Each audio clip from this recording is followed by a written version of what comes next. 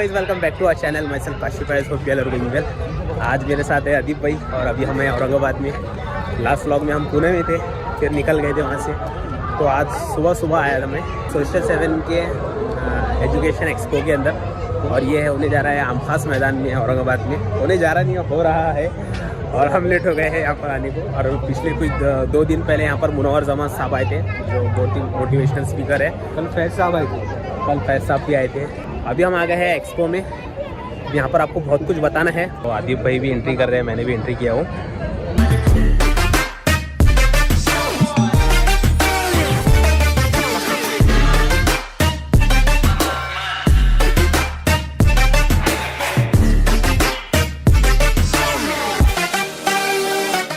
Hello Aurangabad, this is I Amir Khan.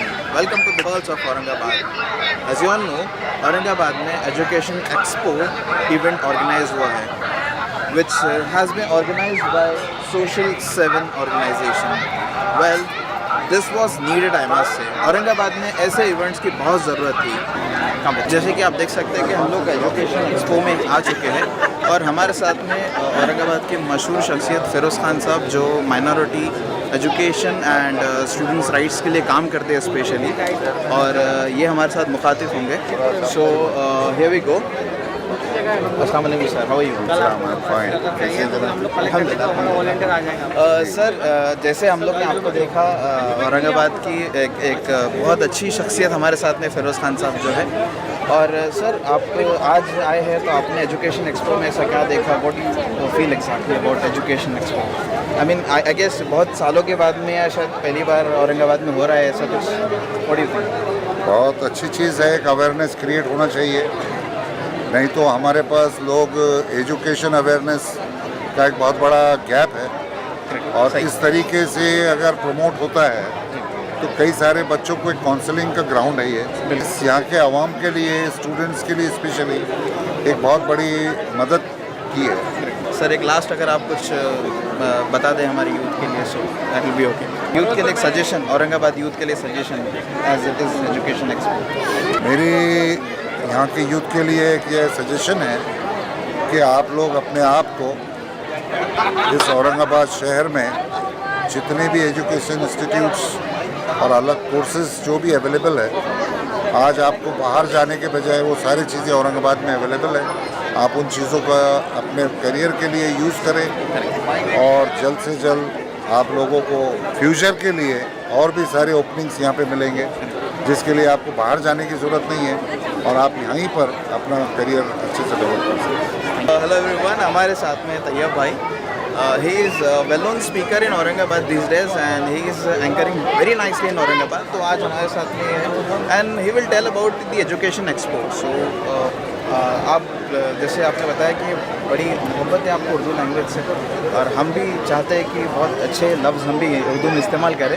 तो बताइए कि एजुकेशन एक्सपो एग्जैक्टली क्या बेसिस पर ऑर्गेनाइज किया गया है, और आप यूथ को क्या कहना चाहेंगे कि इस इवेंट में विज़िट करें और क्या एक्सप्लोर कर सकें? देखिए, तालीम की बात जहाँ भी आएगी, चाहे वो एक्सपो की शक्ल में हो, चाहे वो छोटी छोटी क्लासों की शक्ल में हो, चाहे अखबार की शक्ल में हो, चाहे रिसालों की शक्ल में हो, वो हर बार आपको तहज़ीब और तमद्दुन सिखाएंगे। और ख़ास करके जब उर्दू की हम बात करते हैं, तो उर्दू जन्म ही इसीलिए लिया है कि इंसानियत में तहज़ीब और तमद्दुन पैदा की जाए। इस एक्सपो के ज़रिए भी मैं समझता हूँ यही पैगाम लोगों को देना है कि आप किस तरह अपने आप को वेल एजुकेट कर सकते हैं, बिल्कुल, और तालीम आपको ज़मीन से उठाकर आसमान पर किस तरह लेकर जा सकती है। क्योंकि जिनके पास तालीम थी, उन्होंने एक लोहे के टुकड़े को अपनी तालीम का जो तो इस्तेमाल कर कर हवा में उड़ा दिया। उसी लोहे के टुकड़े पर को उन्होंने जो है तो पानी में तैरा दिया। उसी लोहे के टुकड़े पर जो है तो उन्होंने जो है तो सड़कों पे दौड़ा दिया।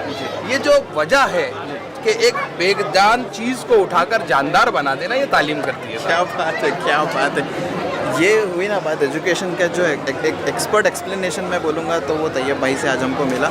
और मैं ये बताऊँगा कि औरंगाबाद यूथ में स्पेशली ये चीज़ अवेयर होना चाहिए कि एजुकेशन का इम्पोर्टेंस कितना है, राइट। और कुछ लफ्ज़ औरंगाबाद की यूथ के लिए एजुकेशन के करीब आने के लिए सोशल मीडिया यूज़ करना सही है, गलत है, इन चीज़ों के ऊपर अगर आप थोड़ा सा बता दें।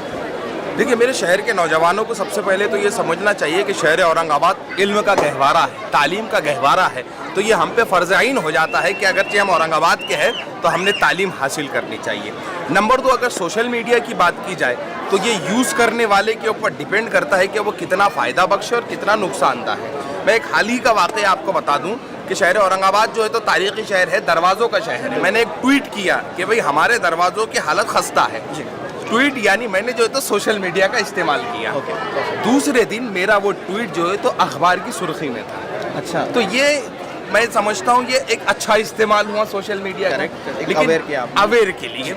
तो दो चीज़ हुई, मुझे ना धरना देना पड़ा ना निवेदन देना पड़ा, लेकिन मेरा काम सरकारों तक मेरी बात पहुंच गई और वो काम पे लग गए। ये सोशल मीडिया का अहम रोल है। नंबर 2, जो लोग अपने आप को रील बनाने में डाल रहे हैं, मैं समझता हूँ चीज़ें एक्सप्लोर जो कर रहे हैं गैर ज़रूरी चीज़ें, तो वो वहाँ पर आपकी और मेरी ये टाइम की बर्बादी है। और वक्त की हिफाजत करना सबसे ज़्यादा ज़रूरी है। जी जी, बिल्कुल मैं इस बात से एग्री करता हूँ। Thank you so much Tayyab भाई, आपने आपका वक्त निकाला। जी जी, बहुत शुक्रिया। तो जैसे आपने देखा कि कुछ लोग हमारे साथ में जुड़े, जैसे जो औरंगाबाद की ऑलरेडी फेमस पर्सनालिटी है, और आप देख सकते हैं कि हमारा जो चैनल है द पर्ल्स ऑफ औरंगाबाद, तो मैं इनको pearls of Aurangabad he consider करूँगा। ये हमारे साथ जुड़े और उन्होंने एजुकेशन एक्सपो को एक्सप्लोर किया और उन्होंने अपने अपने फीडबैक बताए, प्लस उन्होंने अपना जो फीडबैक है वो यूथ औरंगाबाद के स्पेशल यूथ के लिए दिया है। सो आज अब जैसे इन्होंने एक्सप्लोर किया एजुकेशन एक्सपो को, चलिए आज हम भी एक्सप्लोर कर देते हैं चैनल। अस्सलामुअलैकुम वरहमतुल्लाहि वबरकातुहू। हम फातिमा उर्दू प्राइमरी स्कूल के तालिबा आपके सामने सोलर एनर्जी के बारे में कुछ मालूमात पेश करेंगे। अऊज़ु बिल्लाहि मिनश शैतानिर रजीम, बिस्मिल्लाहिर रहमानिर रहीम, फबिअय्यि आलाइ रब्बिकुमा तुकज़्ज़िबान। तुम अपने रब की कौन कौन सी नियामतों को झुटलाओगे? बेशक रब कायनात की लाजवाब नेमतों में से हम हर लम्हा फ़ायदा उठाते हैं। इन लाजवाब नेमतों में से ही एक नियामत सूरज है। सूरज तवानाई का बुनियादी जरिया है। यह एक ना खत्म होने वाला जरिया है, जबकि अमूमन इस्तेमाल होने वाले कोयला और गैस काबिल तजदीद और महफूज जराए नहीं। एक दफ़ा ये खत्म होंगे तो बाकी नहीं बचेंगे। इंसानी ज़िंदगी की नक़ल व हरकत का ख़ासा इन्हिसार तवानाई पर है। आज जिस बड़े पैमाने पर तवानाई का इस्तेमाल हो रहा है, इससे खदशा ये कि तवानाई के ज़ख़ायर बहुत दिनों तक हमारा साथ नहीं दे सकेंगे। तवानाई के ये ज़ख़ायर और ज़राए माहौल को भी आलूद कर रहे हैं। हमें तवानाई के नए मुतबादिल तलाश करने होंगे ताकि तवानाई के साथ साथ माहौल को भी आलूदगी से बचाया जा सके।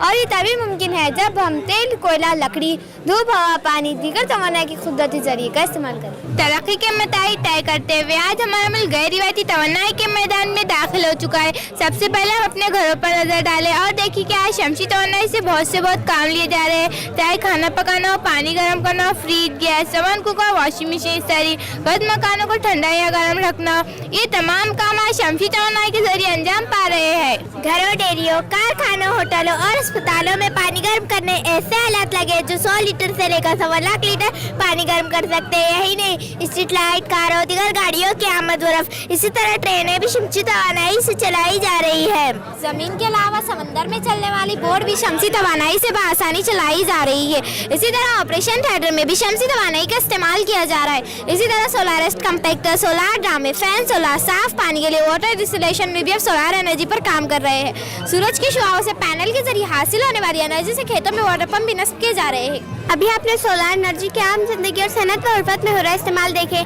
आइए अब हम मालूमात हासिल करेंगे क्या इस ज़राए का इस्तेमाल करना मौजूद है।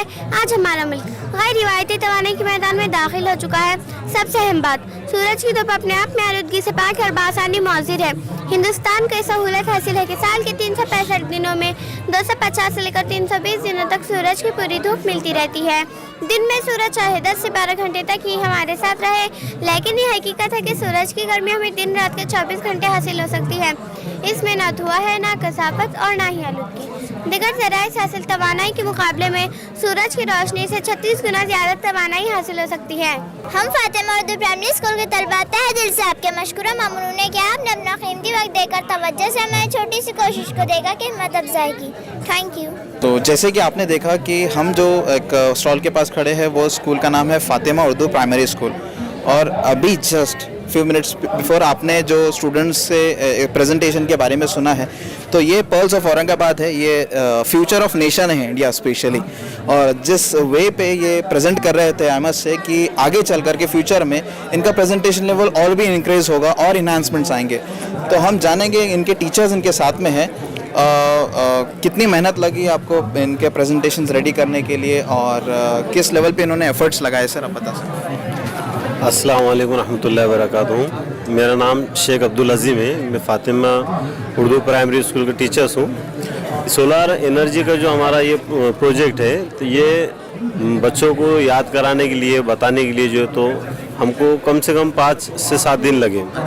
और ये कंसेप्ट इसलिए लिए थे कि आज के दौर में जो ईंधन का इस्तेमाल ज़्यादा हो रहा और पेट्रोल का इस्तेमाल वगैरह की वजह से ये ख़त्म होने वाली चीज़ें हैं, लेकिन लोगों के जहनों में कंसेप्ट ये आना ज़रूरी है कि अगरचे ये हमारा जो ईंधन है, जो पेट्रोल है, जिसके ज़रिए हम आज जला रहे हैं, बिजली का इस्तेमाल कर रहे हैं, ये ख़त्म होने वाली चीज़ है। लेकिन सूरज एक अल्लाह ताला की ऐसा निज़ाम है कि सूरज की रोशनी कभी ना ख़त्म होने वाली चीज़ है। तो इस सूरज की रोशनी के ज़रिए जो आज साइंस और टेक्नोलॉजी ने सोलार पैनल का ईजाद की है, तो वो लोगों तक इसका अवेयरनेस हो कि सोलार एनर्जी से हम कौन कौन सी चीज़ों का इस्तेमाल कर सकते हैं और घर की कौन कौन सी चीज़ों को हम सोलार एनर्जी को हासिल करके बिजली में तब्दील कर सकते हैं और अपने रोज़गार चला सकते हैं।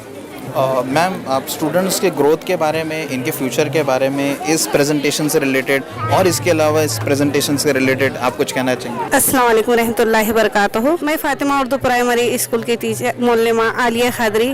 मैं इन बच्चों के ग्रोथ के बारे में, इन बच्चों की तरक्की के बारे में इतना कहूँगी कि ये बच्चे आइंदा हमारे मुस्तकबिल के लिए बहुत मेहनती बच्चे हैं, मुस्तकबिल के लिए बहुत तरक्की कर सकते हैं और इनके लिए आप लोग सब दुआ कीजिए कि बच्चे मुस्तकबिल में कोई अच्छे वो बन जाए और इन्हों अपने कदम अपने इस पर वो रहे, इनको किसी की ज़रूरत महसूस ना हो, आगे चलकर तरक्की करे, ये हमारे मुल्क का नाम रोशन करे, स्कूल का नाम रोशन करे, अपने वालिदैन का नाम रोशन करे। बस इनके लिए मेरी इतनी दुआ है कि वो जितने 5 दिन में उन्होंने इतनी मेहनत किए, हालांकि हमारे उर्दू मीडियम के गरीब घर के बच्चे हैं और किराएपुरे के बच्चे हैं, इनके लिए बस सबसे ये है कि इनके लिए दुआ कीजिए कि आगे तरक्की करे।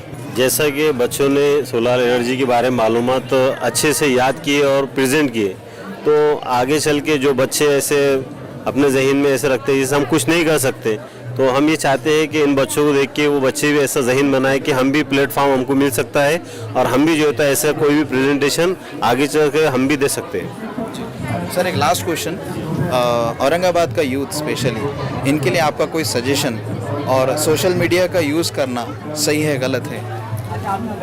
देखिए, तालीम की हद तक सोशल मीडिया का इस्तेमाल हम कर सकते हैं, लेकिन दूसरे जो एतबार से जिससे हमको फ़ायदा नहीं मिलता है, ज़्यादा नुकसानदेह जो चीज़ें, तो वो चीज़ों को हम अवॉइड कर सकते हैं। लेकिन इंटरनेट का इस्तेमाल तालीम के लिए बहुत ज़रूरी है और सोशल मीडिया से हम वो मालूमात हासिल कर सकते हैं जो हमको अवेलेबल नहीं है या हमको अवेलेबल करने में हमारे लिए आसानी नहीं है, तो वो मालूमात हम इंटरनेट के ज़रिए और सोशल मीडिया के ज़रिए हासिल कर सकते हैं। जो हमारी तरक्की के लिए ज़रूरी है उसको हासिल करना ज़रूरी है। तो उसी स्कूल के बाजू में जो आप देख सकते हैं कि यंगस्टर्स जिन्होंने कुछ बहुत ही बढ़िया प्रेजेंटेशन यहाँ पे प्रेजेंट किया है और हम इन्हीं से जानेंगे कि ये क्या प्रेजेंटेशन है, इसका क्या सोल्यूशन, क्या आउटपुट मिल रहा है और ये किस तरीके से एक्सप्लेन करेंगे। तो who would like to explain? Anyone can take the mic. Yes. अस्सलाम वालेकुम वरहमतुल्लाहि वबरकातुहू। हम Abdul Azeem D.Ed college first year के तालिबा है। हम इस ग्लोब के ज़रिए आपको दुनिया के 8 बरे आज़म के बारे में मालूमात देंगे। बरे आज़म में सबसे बड़ा बरे आज़म है एशिया, तो उसकी मालूमात देंगे हमारे साथी। अस्सलामु अलैकुम वरहमतुल्लाहि वबरकातुहू। बहरे आज़म एशिया दुनिया के 8 बहरे आज़मों में से सबसे बड़ा बहरे आज़म है। यहाँ पे दुनिया की निफ़ से ज़्यादा आबादी आबाद है। ज़मीन का 33% खुश्की का हिस्सा बहरे आज़म एशिया पर मुश्तमिल है। हम लोग जहाँ रहते हैं इंडिया, वो भी इसी बहरे आज़म एशिया में मौजूद है। दुनिया के सबसे ज़्यादा आबादी वाले मुल्क चीन और हिंदुस्तान भी इसी बहरे आज़म एशिया में मौजूद है। यहाँ का सबसे ज़्यादा खाया जाने वाला खाना नूडल्स और चावल है। यहाँ का कौमी जानवर शेर है। दुनिया की सबसे ऊंची चोटी माउंट एवरेस्ट इसी बहरे आज़म एशिया में मौजूद है और यहाँ के अहम तरीन मकामात दीवारें चीन और ताजमहल है। यहाँ पे कुल 66 ज़बानें बोली जाती है और 48 मुल्क है। इसके आगे के बर्र आज़म की मालूमात मेरी साथी देंगी। अस्सलामुअलैकुम वरहमतुल्लाहि वबरकातुहू। आज हम आपको बर्र आज़म अफ्रीका के बारे में मालूमात देंगे। बर्र आज़म अफ्रीका रकबे के लिहाज से कुर्रास का दूसरा बड़ा बर्र आज़म है, जो आबादी के लिहाज से भी दूसरे नंबर पर आता है। यहाँ पर कुल 54 ममालिक है, जिसका सबसे बड़ा मुल्क अल्बेरिया है। ये इलाका रेगिस्तानी इलाके के लिए मशहूर है। यहाँ पर सबसे बड़ा रेगिस्तानी इलाका सहरा यहीं वाक़ है। ये बर्र आज़म अफ्रीका में सबसे ज़्यादा हीरे पाए जाते हैं। यहाँ पर सबसे ज़्यादा दिखने वाला जानवर हाथी है। यहाँ की आबादी 101.61 करोड़ आबादी है। यहाँ का सबसे ज़्यादा खाया जाने वाला खाना अचवा अफंग आमला है। यहाँ पर सबसे ज़्यादा पैदावार चावल की होती है। इसके आगे की मालूमात देंगे। अस्सलामुअलैकुम वरहमतुल्लाहि वबरकातुहू। अब मैं आपको बर्र आज़म यूरोप के बारे में चंद मालूमात फराहम करूँगी। बर्र आज़म यूरोप आबादी के लिहाज से तीसरे नंबर का बर्र आज़म है। इसकी कुल चौड़ाई 10,35,500 है। बर्र आज़म यूरोप खूबसूरती के लिहाज से सबसे आगे है। दीगर तमाम बर्र आज़मों के मुकाबले में सबसे ज़्यादा लोग सैर व तफरीह के लिए यूरोप में आते हैं। यूरोप के मशहूर जगह में बिग बैन और आईफल टावर है। यूरोप के यहाँ सबसे ज़्यादा खाए जाने वाला खाना पास्ता है। यूरोप का कौमी जानवर बब्बर शेर है और यूरोप की यहाँ की कुल आबादी 74,87,45,881 है।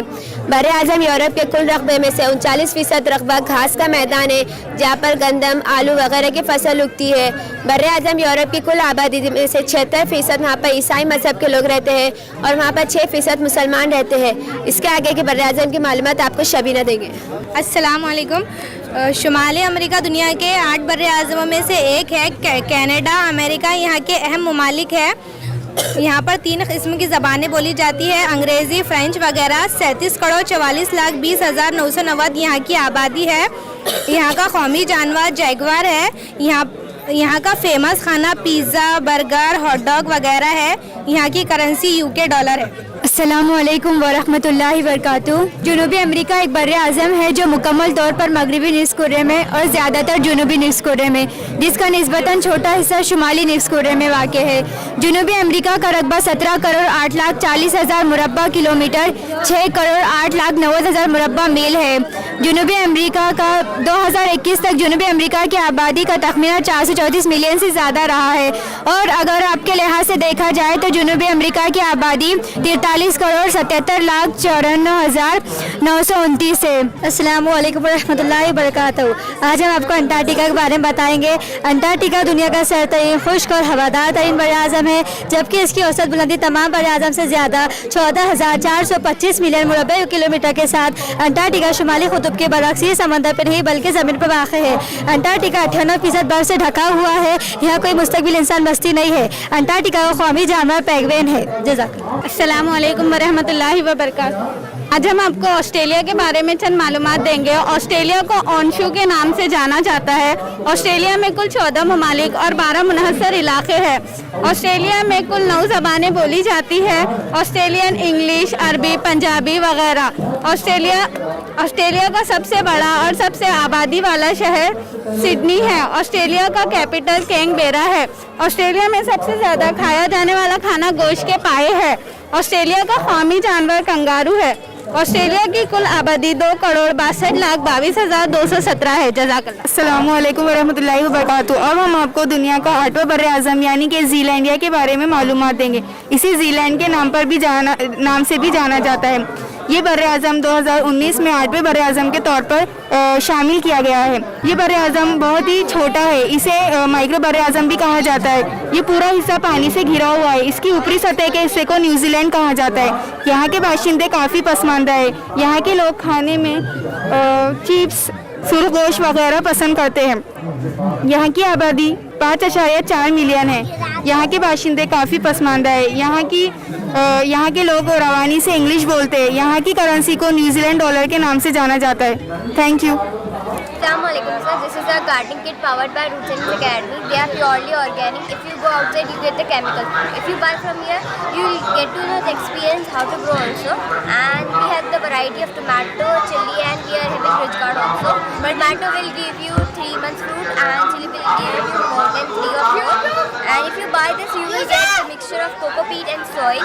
In this, you will get the seeds. Just you have to tear and sow and water. It will grow very well. And we want people to grow this at their home because they should do the farmers hard work, and at least they should grow the vegetables that are daily needed, like tomatoes and chilies. And the benefits are they are environmentally friendly also, they are healthiest and the tastiest also. Here we have done an experiment here with different growing plants with different types of waters. This is salt water, sugar water, Filter, alum and tap water. As you can see, these both has not yet germinated only. This shows that this water is not suitable for the plants, means sugar and salt. And this is filter. As you can see, when water get filtered, some nutrients get dead. So it is also not suitable for the plants. And this is alum.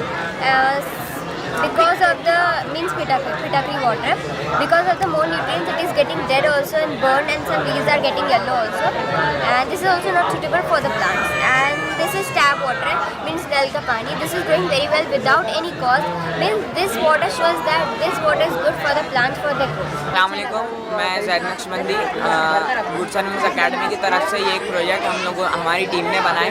ये फजल है, मैं आपको इन दोनों से introduce करवाना चाहूँगा। ये फजल है, ये माज है। हम तीनों भी ग्रेड 8 में स्टडी करते हैं और हमारे स्कूल के कई सारे डिफरेंट प्रोजेक्ट्स इस एक्सपो के अंदर हम रिप्रेजेंट कर रहे हैं। ये हमारा मेन और ग्रैंड प्रोजेक्ट है हाइड्रोपोनिक्स। हाइड्रोपोनिक्स के अंदर ये एक फार्मिंग है जो इंडिया के अंदर बहुत रेयर है। फॉरेन कंट्रीज़ में इसको लोग ज़्यादा पसंद भी करते हैं और इसके ज़रिए ही ज़्यादा फार्मिंग होती है। ये कम्प्लीटली सॉइललेस फार्मिंग है। इसके अंदर हमने बिल्कुल भी सॉइल यूज़ नहीं करे, सॉइल बिल्कुल भी यूज़ नहीं है। ये आप जो ब्लैक सब्सटेंस इसके अंदर देख रहे हैं, ये सॉइल नहीं है, ये कोकोपीट है।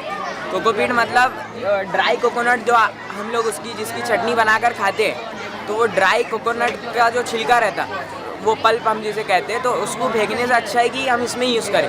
रिसर्च के हिसाब से ये मालूम पड़ता है कि सॉइल जितने न्यूट्रिएंट्स प्लांट को दे रही है, उतने न्यूट्रिएंट्स ये पल्प जिस कोकोपीट हम जिसे कहते हैं, वो भी प्लांट्स को उतने न्यूट्रिएंट्स दे रही है। बताने का मकसद ये है कि सॉइल के ज़रिए ही हम हर चीज़ नहीं कर सकते, बिना सॉइल के भी हम कुछ ना कुछ उगा सकते हैं। इसको टोटल 1.25 महीना हो गया। ये प्लांट्स इतने सारे उग चुके हैं। ये टमाटर के प्लांट्स हैं और टमाटो के प्लांट्स हैं।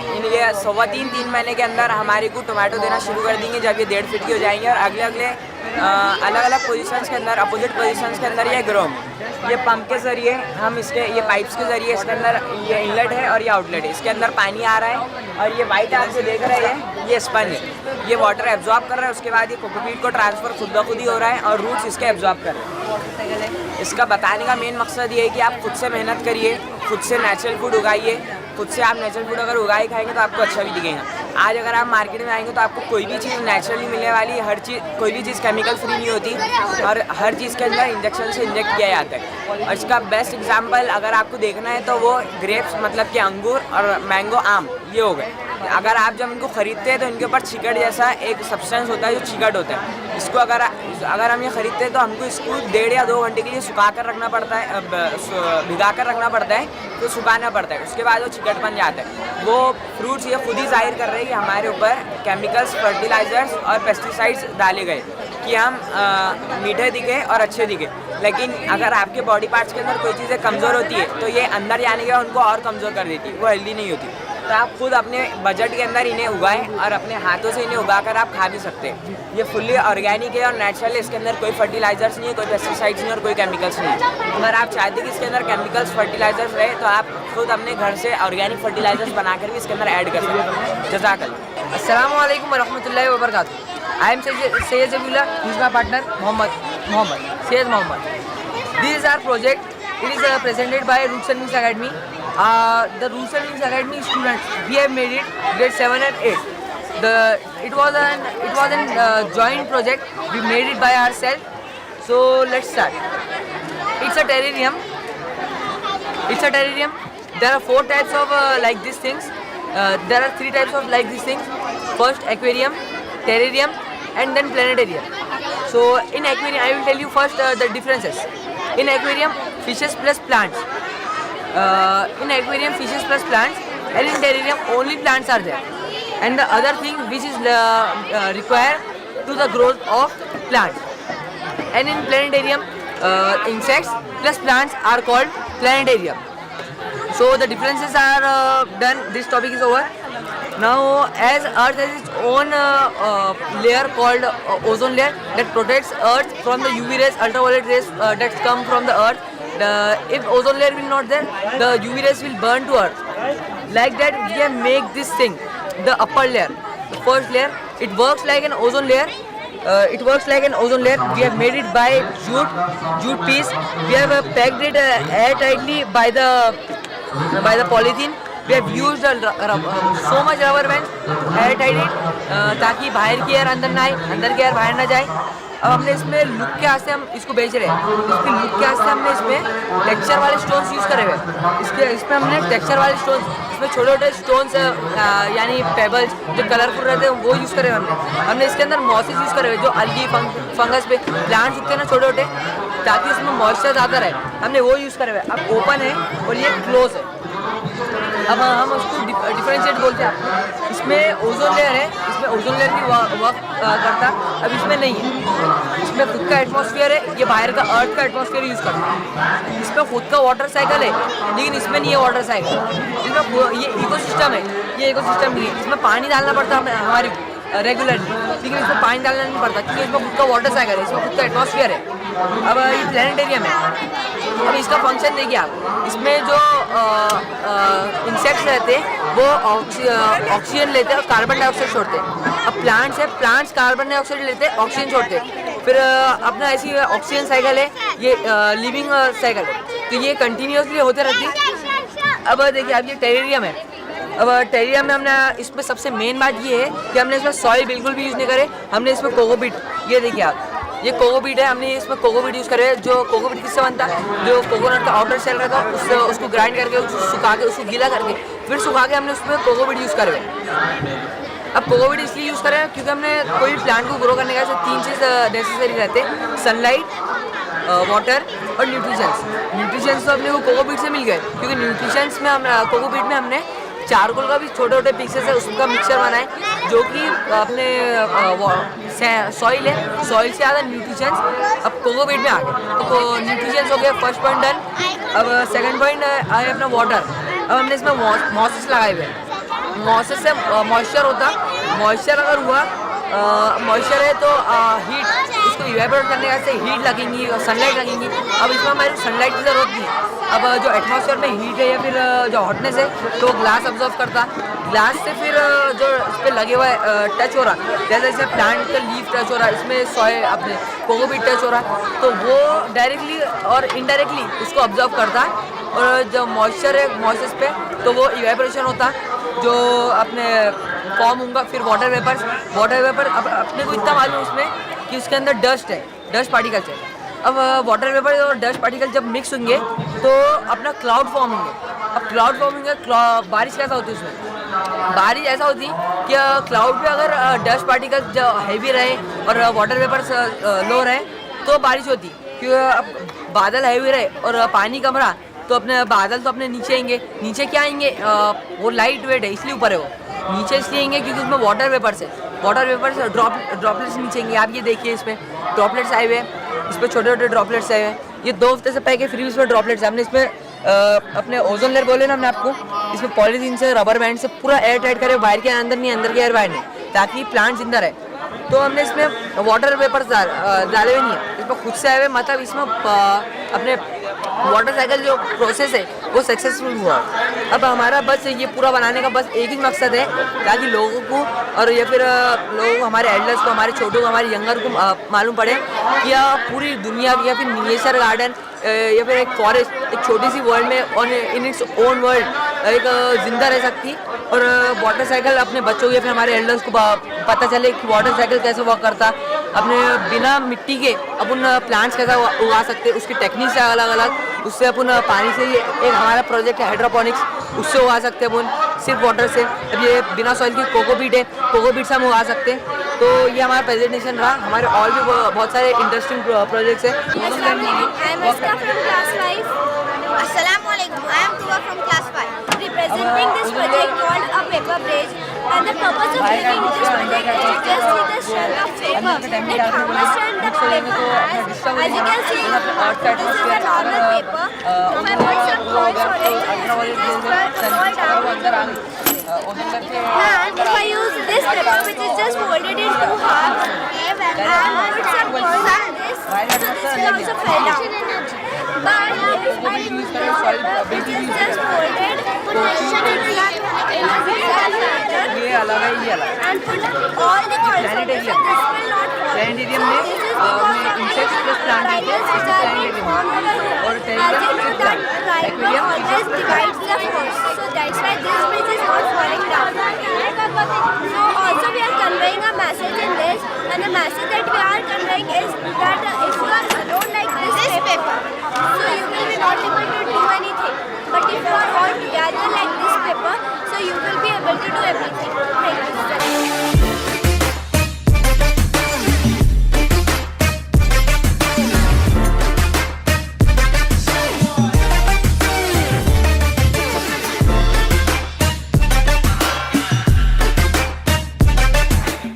एक्चुअली ये बाम्बू टूथब्रश है जो नॉर्मली हम जो टूथब्रश इस्तेमाल करते हैं वो टूथब्रश होता है प्लास्टिक का और नायलॉन का। नायलॉन और प्लास्टिक बचपन से इस्तेमाल करते हुए आए, लेकिन अब ये टूथब्रश जो नायलॉन और प्लास्टिक फ्री टूथब्रश है, इसके बॉडी में पूरा बाम्बू इस्तेमाल किया गया है। और जो ब्रसेल्स है इसके, ये ब्रसेल्स नायलॉन के नहीं है, इसमें एक पीबीटी बोल के इंजीनियरिंग प्लास्टिक है, वो प्लास्टिक इसमें यूज़ किया गया है। पीबीटी का एक कैरेक्टरिस्टिक होता है डिग्रेडेशन का, तो ये प्रोडक्ट ब्रसेल्स के साथ में 100% डिकम्पोज हो जाता है 120 डेज़ के अंदर। जो हमारा प्लास्टिक का ब्रश होता है उसको 1000 ईयर्स भी कम पड़ते हैं डिकम्पोज होने के लिए। तो ये एक इको फ्रेंडली, और इसके जो ब्रसेल्स है, इस ब्रसेल्स के अंदर एक्टिवेटेड चारकोल है, ये पूरी तरह से ऑर्गेनिक टूथब्रश है। दूसरा इसमें एक इको फ्रेंडली प्रोडक्ट है जो हमारे इन्वायरमेंट के लिए सेफ है। Now we have just moved to the next stall again, and yes, so we have someone. Sir, what's your name? Mudassir Nadeem. Mudassir Nadeem.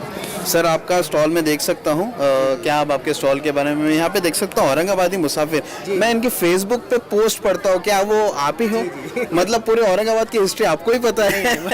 ऐसा क्लेम तो नहीं है। अच्छा। लेकिन औरंगाबाद की तारीख को मालूम करने का एक शौक है। अच्छा, और वो नहीं, आपका फैन बहुत बड़ा, मैं फैन हूँ शुक्रिया। आपके पेज का। जी, तो पढ़ने का शौक है और लोगों तक वो चीज़ें पहुंचाने का शौक है। अच्छा, नहीं, मैं काफ़ी पुराने मॉन्यूमेंट्स के पिक्चर आपके फेसबुक वॉल पे देखता हूँ, और तकरीबन औरंगाबाद ने जो है आपके ही फ़ोटोज़ को शेयर किया हुआ है अपने सोशल मीडिया यूज़र्स के साइड से।